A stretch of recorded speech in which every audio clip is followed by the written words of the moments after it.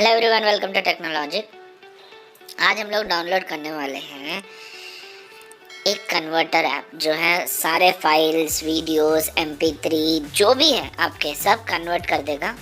और ये काफ़ी अच्छा ऐप है, मैंने सुना था। और ये एक फाइल कन्वर्टर ऐप है, ठीक है। ये देखिए फाइल कन्वर्टर आ गया है ग्रीन वाला।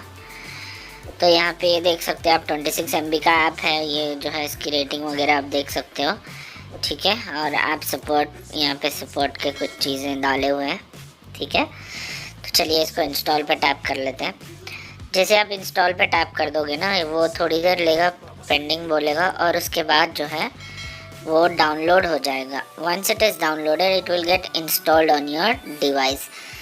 इसके आगे वाले वीडियोस देखना, काफ़ी सारे वीडियोस हम इसके रिगार्डिंग बनाएंगे। तो do like, share, subscribe to our channel technology. Bye bye.